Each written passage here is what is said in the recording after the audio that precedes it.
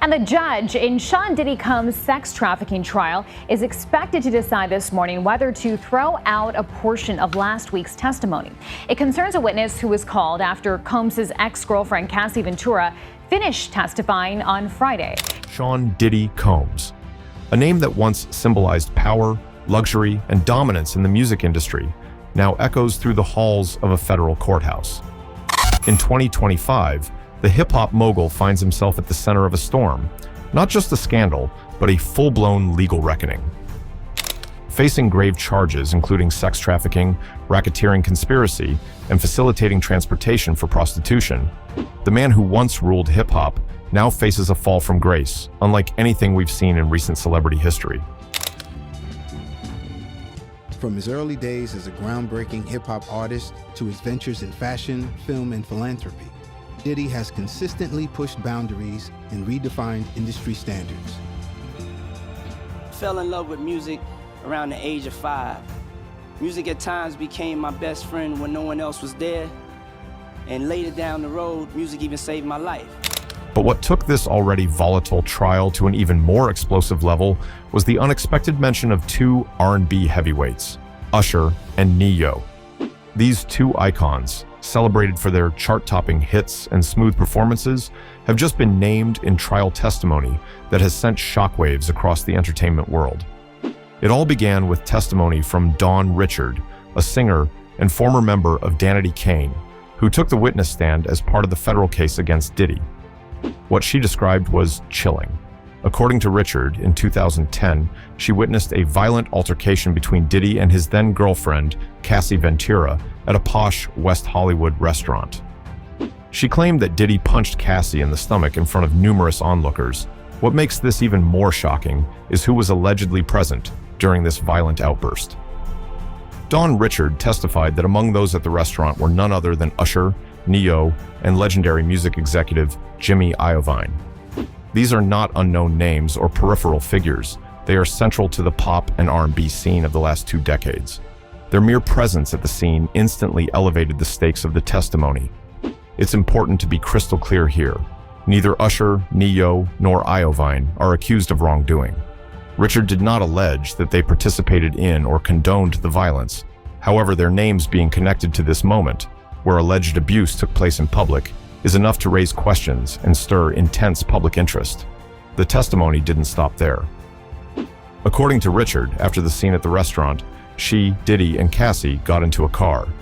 Diddy's career trajectory took shape as he ventured into the music industry, starting as a party promoter, background dancer, and label intern. However, his talent and determination propelled him to take on various roles, including talent scout, label executive, producer, songwriter, and rapper. During the mid-90s, he emerged as one of hip-hop's prominent moguls, following in the footsteps of Russell Simmons, co-founder of Def Jam Records. Diddy's empire dominated the charts at the time, leaving a big impact on the future of rap music. If you ask a group of people what hustle is, you're probably gonna get a lot of different answers. What I think is doing whatever you need to do to become successful. It takes focus, determination, and playing the game a little harder than everybody around you. Sean P. Diddy Combs is a hustler. As a matter of fact, he's what I call an extreme hustler. He's a producer, a performer, an actor. He has created a clothing empire, and he's also responsible for one of my favorite vodkas. That's when, according to her, the situation escalated even further. She claimed that Diddy grabbed Cassie by the neck and slapped her multiple times. Richard described the experience as terrifying and told the court that she had never witnessed anything so violent and disturbing. This account not only adds weight to the existing allegations against Diddy, but begins to illustrate a pattern of behavior, one that the prosecution is hoping to demonstrate in full over the course of the trial. Yeah, Chanel, it's looking more and more like that testimony will not be thrown out. Obviously, last week was all about the star witness, Cassie Ventura, star victim, I should say. She's victim number 1 in that government indictment.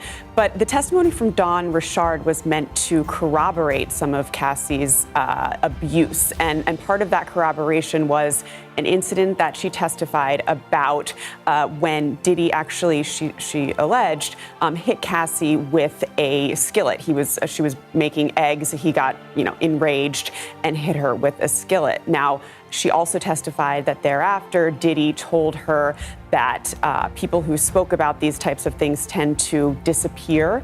What's particularly notable is that this is not just hearsay. It is sworn testimony under oath in a federal courtroom from someone who was part of Diddy's inner circle at the time. The mention of Usher and Ne-Yo, though brief, sent ripples across social media and news outlets. Fans were shocked, critics were quick to react, and journalists began digging for any prior connections between these artists and the ongoing accusations. Again, there are no criminal accusations being made against them, but the idea that they may have witnessed something so serious and remained silent raises ethical and reputational questions. For years, Usher and Ne-Yo have maintained relatively clean public images. Usher, despite previous lawsuits involving personal matters, is still largely seen as a beloved performer and cultural figure. Ne-Yo has built his reputation not only as a singer, but also as a respected songwriter and producer. For these two names to be dropped into the middle of such a disturbing federal case is nothing short of shocking. Public reaction has been divided. Some fans believe it's unfair to judge anyone based solely on their presence at a scene, particularly when no evidence suggests they had any role in the incident. Others argue that if they did witness abuse and chose not to report it or speak out, that silence is troubling in itself. Regardless of the opinion, one thing is clear: the public wants answers. As for Diddy, he has pleaded not guilty to all charges. His legal team has consistently maintained that the accusations are baseless and that the media has fueled a witch hunt against a successful black entrepreneur.